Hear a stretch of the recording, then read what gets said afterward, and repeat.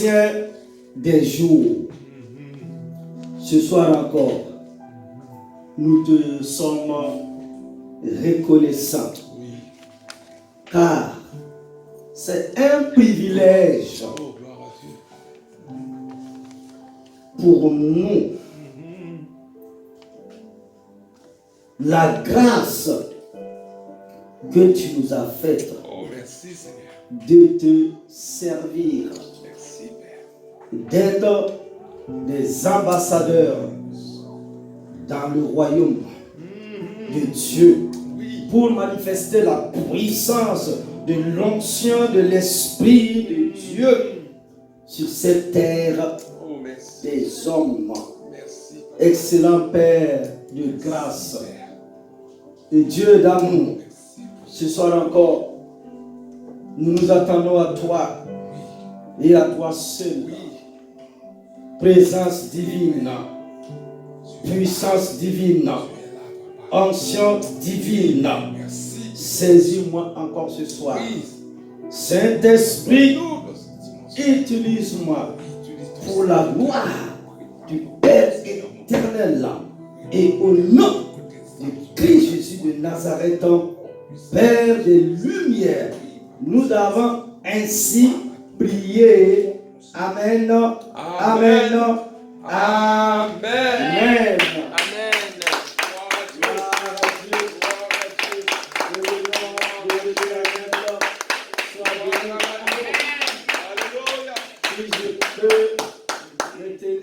Mes deux pieds là, c'est qu'il y a quelqu'un là-haut. Amen. Ni ne sommeille, ni ne dort. Et je viens feu de vos rangs détruire les œuvres des ténèbres. Amen. Dieu est Dieu. Amen. Veuillez vous asseoir s'il vous plaît.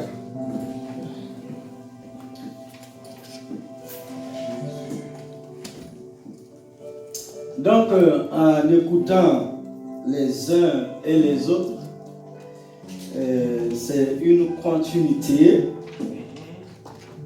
afin que nous puissions avancer, progresser avec l'éternel Dieu des armées. Nous voici le titre de mon enseignement. Se saisir du secret de la force spirituelle. Waouh! Se saisir, comme disait quelqu'un, attraper l'onction. Oh yes. Se saisir du secret de la force spirituelle, sinon divine.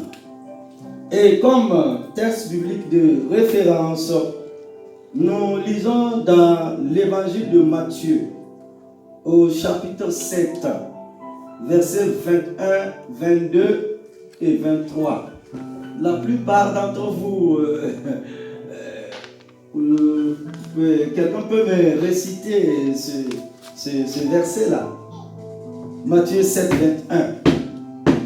Là, c'est le Seigneur Jésus qui parle ici. Ceux qui me disent, Seigneur, Seigneur, n'entreront pas tous dans le royaume des cieux, mais celui-là seul qui fait la volonté de mon Père qui est dans les cieux. Verset 22. Plusieurs me diront en ce jour-là, Seigneur, Seigneur, n'avons-nous pas prophétisé par ton nom? N'avons-nous pas chassé des démons par ton nom? Et n'avons-nous pas fait beaucoup de miracles par ton nom, Jésus? Verset 23. Alors, je leur dirai ouvertement, je ne vous ai jamais connu. Retirez-vous de moi, vous qui commettez l'iniquité. Les paroles de Jésus sont dures ici.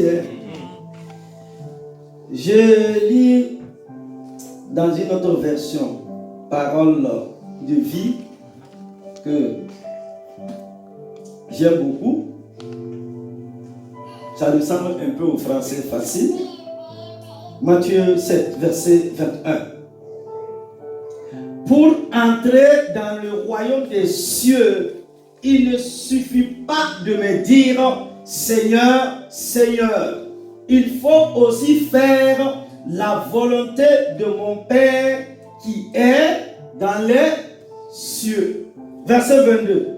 Quand je viendrai pour juger les gens, beaucoup me diront Seigneur, Seigneur, c'est en ton nom que nous avons parlé, c'est en ton nom que nous avons cherché les esprits mauvais. C'est en ton nom que nous avons fait beaucoup de miracles. Verset 23. Alors je leur dirai, je ne vous ai jamais connu. Allez-vous-en loin de moi, vous qui faites le mal. Waouh! Hommes frères, sur notre église, tous les grands hommes ont des habitudes qui les ont rendus grands. Notre Seigneur Jésus avait des habitudes qui le rendaient grand. Une habitude est quelque chose que vous faites sans y penser ou sans avoir l'intention de le faire. Tout bon chrétien, je dirais tout bon enfant de Dieu a beaucoup de bonnes habitudes. Ce sont ces habitudes qui ont fait de lui ce qu'il est. Plusieurs auteurs sont revenus sur l'importance des habitudes. Dostoïevski disait: la seconde moitié de la vie d'un homme est constituée des habitudes qu'il a acquises dans la première moitié. Le philosophe Blaise Pascal lui indiquait: la force des vertus d'un homme est faite de ses actes habituels. Maintenant, je vous pose la question, Église. Pourquoi devrons-nous avoir de bonnes habitudes en tant qu'enfants de Dieu? Il faut savoir que l'habitude est un acte qui se répète facilement, sans réfléchir ni planifier. Ensuite, notre habitude deviendra un acte que nous posons systématiquement, que nous en soyons conscients ou non. C'est pourquoi beaucoup de gens ne reconnaissent pas le concept d'avoir de bonnes habitudes comme un outil puissant pour les réalisations futures. Une habitude peut être bonne ou mauvaise, naturelle ou spirituelle. Les habitudes spirituelles sont des choses comme la prière du matin et avoir un temps de calme quotidien. Les habitudes naturelles sont des choses comme se brosser les dents et prendre son bain quotidien. Les bonnes habitudes se répètent aussi facilement que les mauvaises habitudes. Les mauvaises habitudes mènent à des échecs et à des défaites constantes sans que la personne ne se rende compte de ce qui se passe. Les bonnes habitudes mènent à un succès et à une victoire régulière sans même que la personne se rende compte de ce qu'elle fait. Les mauvaises habitudes sont faciles à prendre, mais difficiles à vivre. Les bonnes habitudes sont difficiles à former, mais faciles à vivre. chaque chrétien, chaque enfant de Dieu qui réussit à un nombre de bonnes habitudes qui l'ont mené au succès, comme passer un moment tranquille avec Dieu chaque matin. Les habitudes sont une procédure de sécurité pour les chrétiens. Car même lorsqu'un enfant de Dieu est sous pression, il fera certaines bonnes choses de manière habituelle, naturelle et facile. Lorsqu'il est sous pression, l'enfant de Dieu peut ne pas avoir le temps de penser à quoi que ce soit ou comment agir. C'est une bonne habitude de prière ou de temps calme qui peut le sortir de la difficulté. Tout comme Jésus, nous devons avoir un endroit où nous allons souvent prier. Cette habitude nous aide à rester spirituellement protégés, même lorsque nous ne sommes pas conscients du danger. Hommes frères, c'est ce que je vous propose de voir en 2 points au cours de l'enseignement de la soirée. Grand 1. Développer sa force spirituelle pendant les périodes calmes. Les temps de recueillement avec Dieu pendant les périodes de temps calme sont précieux et importants pour l'enfant de Dieu, je dirais pour le chrétien né de nouveau. Cette chose se passe pendant les périodes calmes. Lorsque, premièrement, pendant les moments calmes, vous développez la relation la plus importante de votre vie. Une relation naturelle se développe entre 2 personnes qui passent du temps en qualité ensemble. Passer du temps de qualité avec Dieu. Beaucoup de chrétiens ne connaissent pas l'importance de ce temps avec Dieu. Deuxièmement, passer un moment tranquille vous fait développer l'habitude personnelle la plus importante de tous les temps. Un moment régulier, j'ai dit un moment régulier avec votre Créateur. Le temps calme de tous les jours permet de passer du temps de qualité avec le Seigneur Jésus. Troisièmement, pendant votre temps calme, vous vous rapprochez de Dieu et il s'approche de vous. Approchez-vous de Dieu et il s'approchera de vous. Nettoyez vos mains, pécheurs, et purifiez vos cœurs irrésolus. Nous dit le pasteur Jacques au chapitre 4, verset 8 de son livre. Quatrièmement, un moment de calme vous fait lire le livre le plus important du monde. La Bible est le livre le plus important au monde. C'est le volume le plus remarquable connu de la race humaine.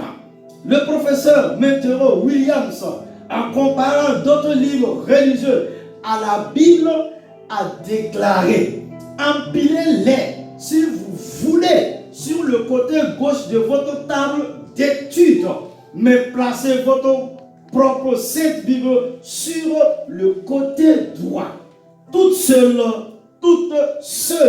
et avec un large espace entre elles, car il y a un gouffre entre lui et les soi-disant livres sacrés de l'Orient qui séparent l'un de l'autre complètement, sans espoir et pour toujours. Un véritable gouffre qui ne peut être comblé par aucune science de la pensée religieuse. Waouh!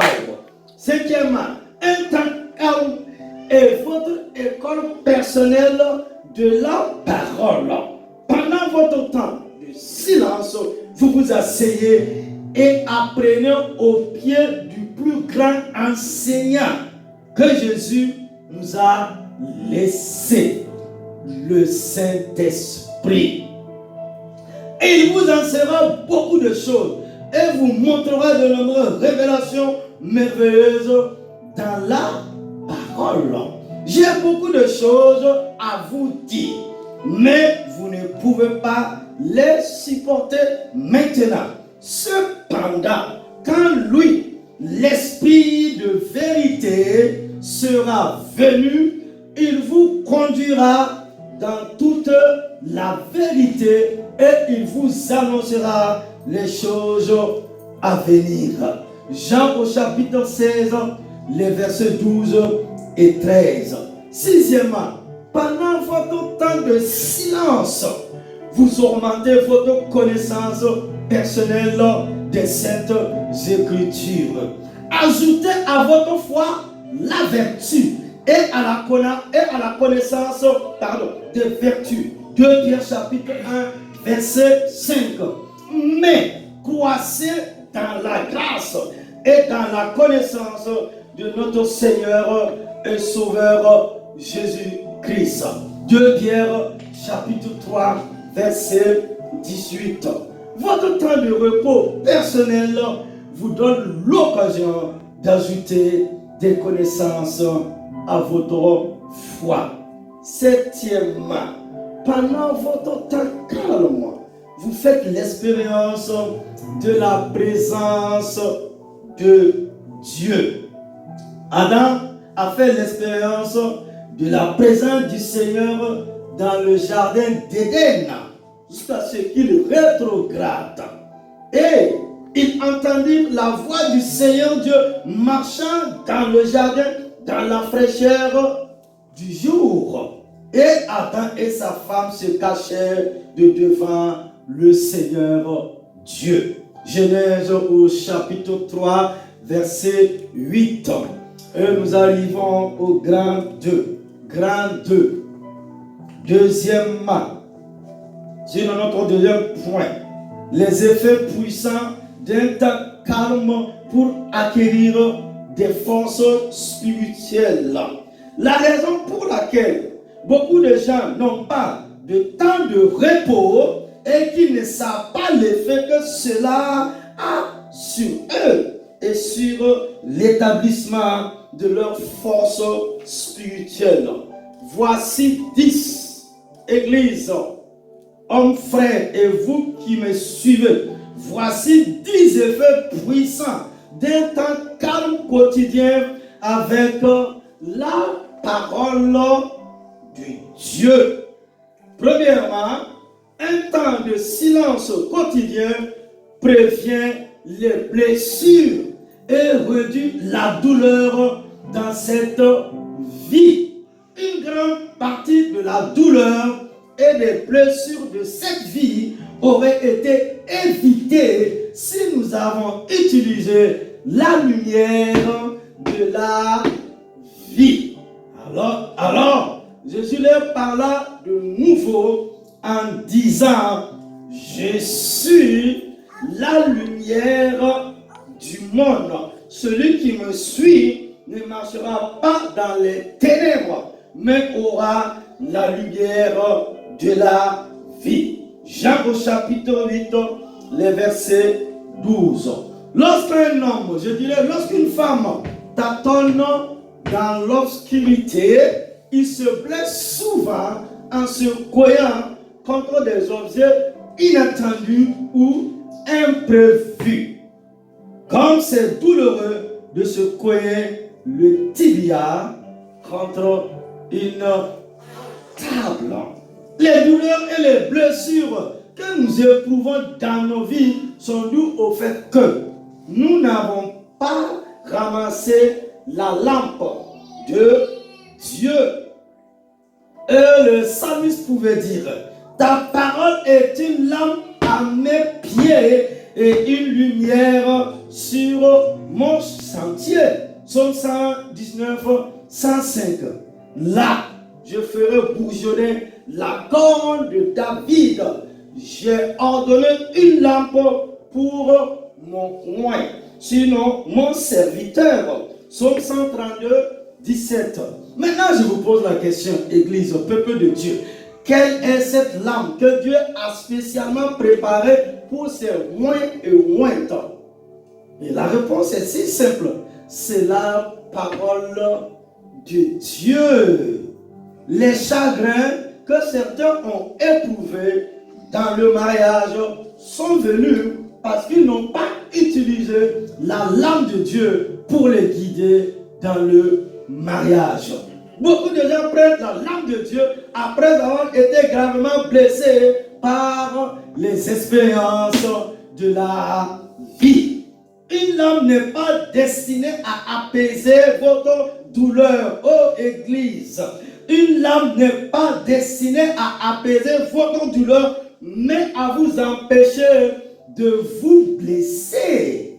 Nous aurions une vie bien meilleure si nous prenons cette lampe au quotidien.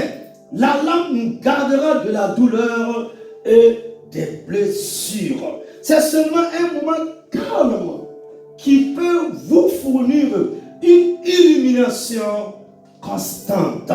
Si vous vivez dans l'obscurité du lundi au samedi et ne recevez qu'un peu de lumière le dimanche matin au culte d'adoration et de louange, votre vie ne sera certainement pas la même que celle de quelqu'un qui vit dans une illumination constante. C'est la seule lumière qui puisse éclairer le chemin de chaque homme sur cette terre des hommes. C'était la vraie lumière, oh alléluia, qui éclaire tout homme qui vient au monde. Jean chapitre 1, verset 9, nous disait le Seigneur Jésus un jour quand il est venu sur cette terre des hommes. Deuxièmement, un temps calme quotidien garantit une bonne récolte de bonnes choses. C'est parce que un moment de calme quotidien est le semis de graines spirituelles dans votre esprit. La parole de Dieu est la grande graine que vous plantez dans votre cœur lorsque vous passez un moment tranquille avec le Seigneur. Maintenant, la parabole est celle-ci. La sémence est la parole de Dieu. Luc chapitre 8, verset 11. Naître de nouveau, c'est-à-dire la nouvelle naissance. Non seulement d'une sémence corruptible, mais d'une sémence incorruptible, par la parole de Dieu qui vit et demeure éternellement. 1 Pierre au chapitre 1, verset 23. Chaque fois que vous avez un moment de calme, vous invertissez dans votre vie. Vous semez la sémence de la parole de Dieu et elle produira des fruits d'amour, de paix et de joie dans le Saint-Esprit. Vous êtes-vous demandé pourquoi il y a peu ou pas d'amour, de paix et de joie dans votre vie? Waouh! Ça, c'est une bonne question. Vous êtes-vous demandé pourquoi il y a peu ou pas d'amour, de paix et de joie, sinon de tranquillité dans votre vie? Ces fruits ne peuvent venir que lorsque vous semez une graine spirituelle dans votre vie. Car celui qui sème pour sa chair récoltera de la chair la corruption. Mais celui qui sème pour l'esprit récoltera de l'esprit la vie éternelle. Nous dit le grand apôtre de tous les temps, Paul, dans Galates au chapitre 6, verset 8. La plupart des chrétiens sèment dans la chair. Ils investissent dans leur chair. Ils investissent du temps, de l'argent au développement de leur chair et de leur existence terrestre. D'autres investissent dans leur chair des graines de télévision, de plaisir, de sexe, d'alcool et de drogue. Les récoltes qui proviennent de telles graines sont horribles. La plupart des pasteurs élèvent des moutons qui vivent sous les effets dévastateurs d'une moisson massive de la chair. Il est de notre devoir de pasteur, sinon de serviteur, d'amener les brebis à s'investir dans leur esprit au quotidien. Hello. 3. Un temps de calme quotidien brûle les choses indésirables. Lorsque ce feu est reçu quotidiennement, aucun mal ne peut rester dans votre caractère, c'est-à-dire dans votre mentalité, votre comportement. C'est pourquoi ainsi parle le Seigneur, le Dieu des armées.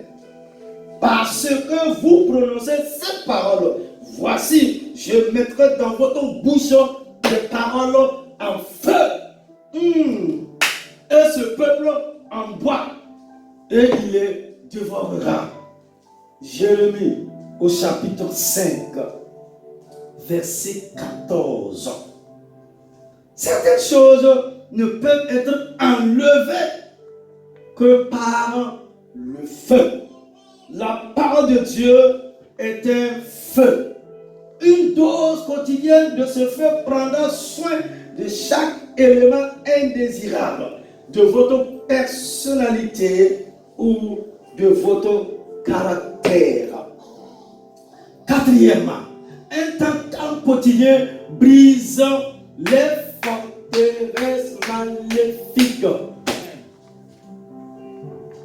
Ce n'est pas des hommes qui doivent te délivrer tous les jours. Écoute-moi bien, Église. Un temps calme quotidien brise les forteresses maléfiques, démoniaques, sataniques et ténébreux. Alléluia. Parce qu'un temps calme conduit à la rupture et à la combustion des mauvaises choses dans nos vies. Les chrétiens qui n'ont pas de temps calme ont souvent de mauvais caractères. Les forteresses dans la vie de la plupart des chrétiens, sur des enfants de Dieu, ne peuvent pas être brisées par un seul sermon puissant. Quiconque n'a pas de temps de repos régulier a beaucoup de choses qui doivent être brûlées et décomposées. Ma parole n'est-elle pas comme un feu, dit le Seigneur, et comme un marteau qui brise le roc en morceaux. Jérémie 23, 29. 5. Un temps de calme quotidien conduit à éliminer les aspects indésirables de nos vies et de notre caractère. La parole de Dieu nous le démontre au sein de plusieurs passages. Un prophète. Malheur à ceux qui se lèvent tôt le matin pour suivre une boisson forte qui dure jusqu'à la nuit, jusqu'à ce que le vin les enflamme. Ésaïe 5, 11. Malheur à ceux qui tirent l'iniquité avec des cordes de vanité et qui pêchent comme avec une corde de chariot. Toujours dans le chapitre 5, verset 18.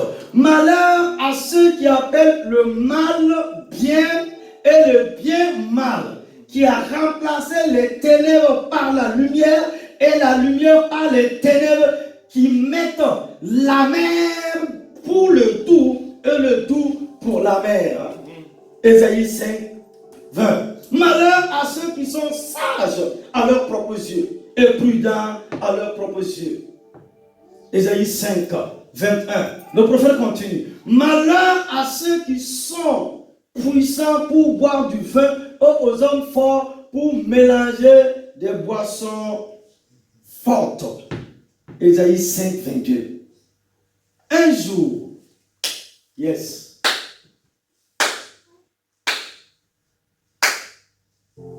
Chapitre 5. Ésaïe dit, malheur, malheur, malheur, malheur, malheur. Mais il y a eu un jour, Dieu a décidé de se révéler à son prophète Ésaïe. Ésaïe a été choqué quand sa véritable condition a été révélée par Dieu. Tout ce qu'il a fallu, c'est un aperçu de Dieu dans sa gloire. Immédiatement, brusquement, instantanément, Ésaïe a été délivré de ses illusions. Et il changea aussi son message. Sinon, il changea un peu sa prédication. Il a dit, malheur à moi. Waouh!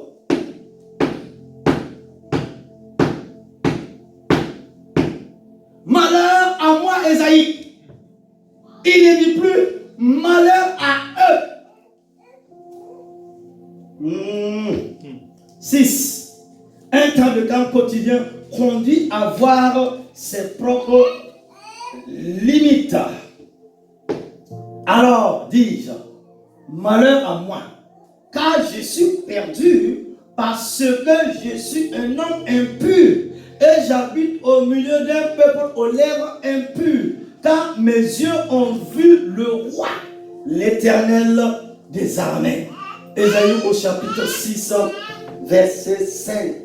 Oh, que j'aime la parole de Dieu. Alors que nous corrigeons les gens et voyons les défauts des autres tout le temps, que Dieu nous aide à voir nos propres défauts. Puisse-nous nous voir comme Dieu nous voit. Ne soyez pas impressionnés par ce que les gens vous disent. Ne recevez pas les flatteries des êtres humains.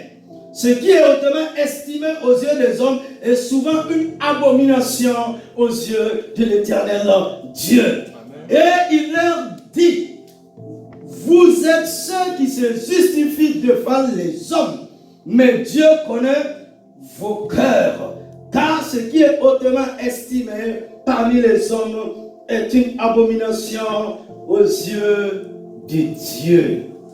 Luc au chapitre 15. Luc au chapitre 16, verset 15. Et je continue l'enseignement. 7. Un temps régulier avec Dieu vous sauvera des illusions. Oh yes. La parole de Dieu est comme cela. Dieu se montre à vous. Chaque fois que vous lisez la parole de Dieu, vous voyez Dieu. Quand Ésaïe a vu le Seigneur, il n'avait aucune illusion sur ce qu'il était.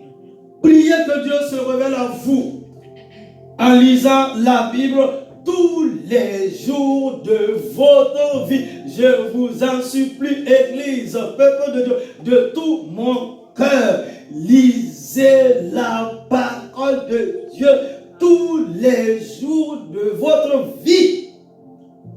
De nombreux membres d'église ne seront pas aussi fiers, arrogants et présomptueux que s'ils savent à quoi ils ressemblent devant Dieu. Beaucoup de chrétiens n'accuseraient pas leurs dirigeants s'ils avaient juste un aperçu de ce qu'ils étaient vraiment aux yeux de Dieu.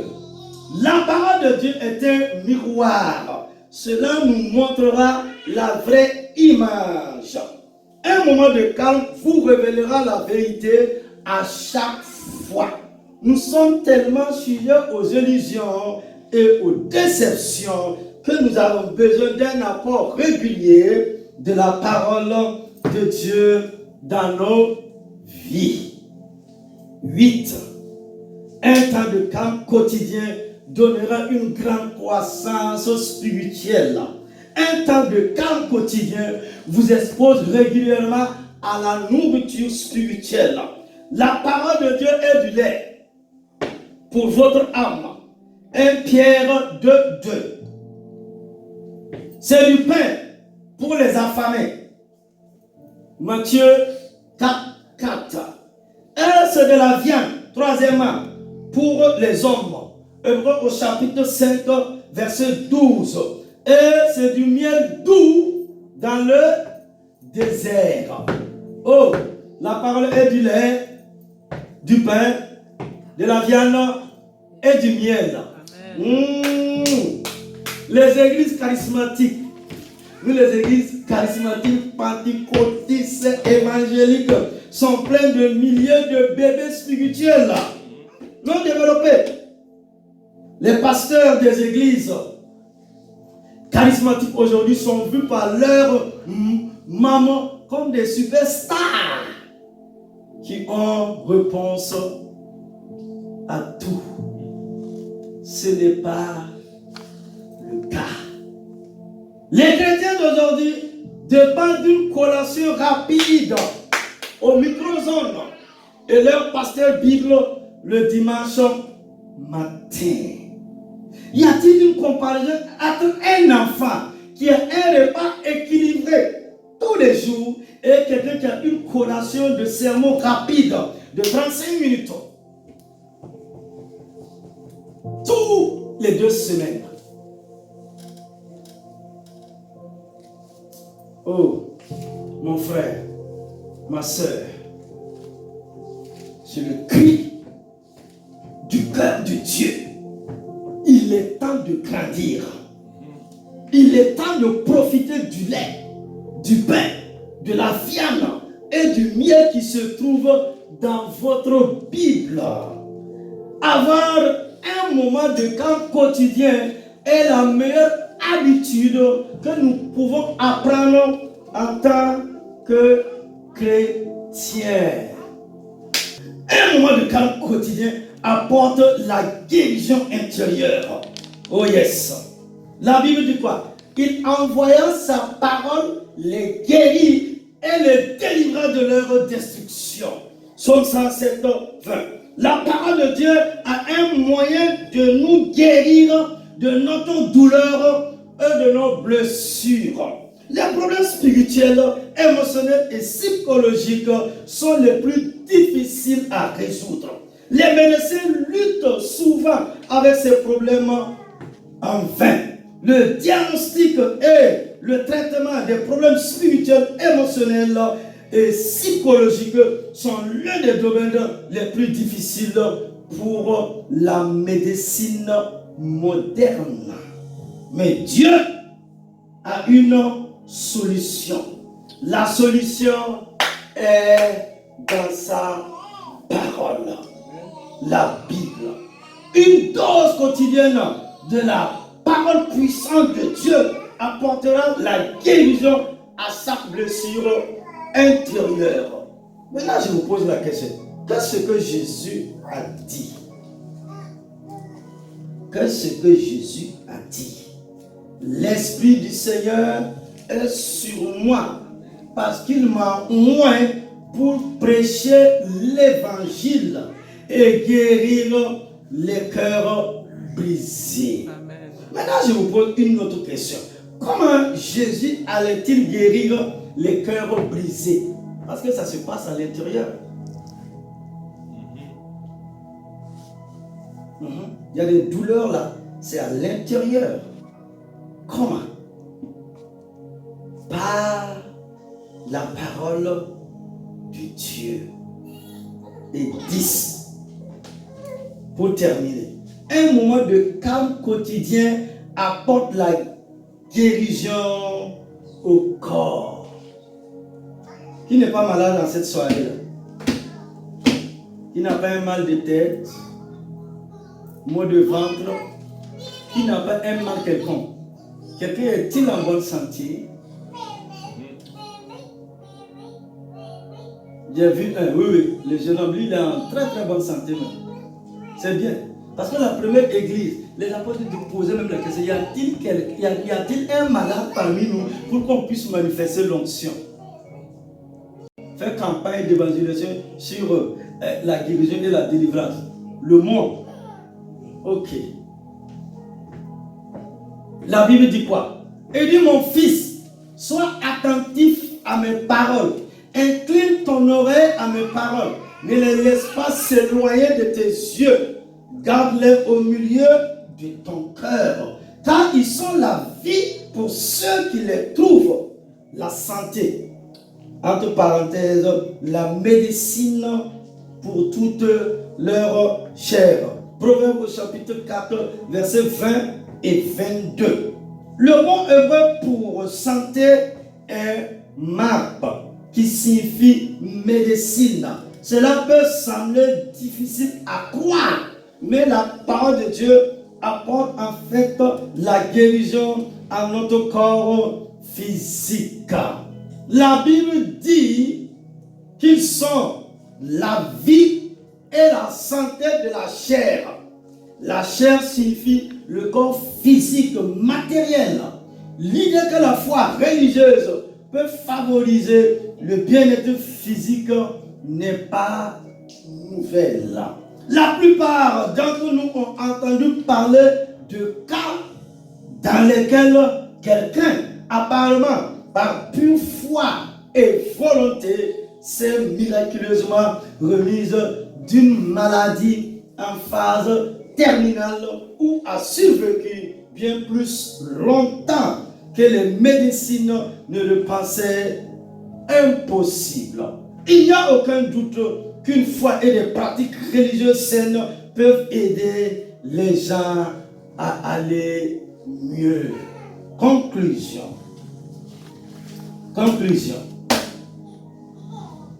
Mon frère, ma soeur, plus vous lirez la Bible, plus vous croirez en la puissance de Dieu pour sauver, guérir et délivrer. La Bible est jonchée de centaines d'histoires de la délivrance de Dieu. Vous verrez des gens au bord de la mort qui ont été sauvés par Dieu. Vous lirez sur des personnes dans des situations difficiles, sinon et complexes, qui ont été sauvées par la puissance de Dieu. Ces témoignages inspirent la foi. Ne le prenez pas pour acquis. Ne pensez pas que vous savez tout sur l'Éternel Dieu des armées. Non.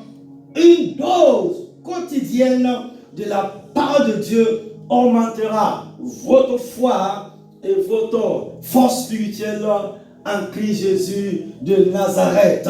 Et que quelqu'un dise Amen, Amen, Amen, en disant Amen, Amen, et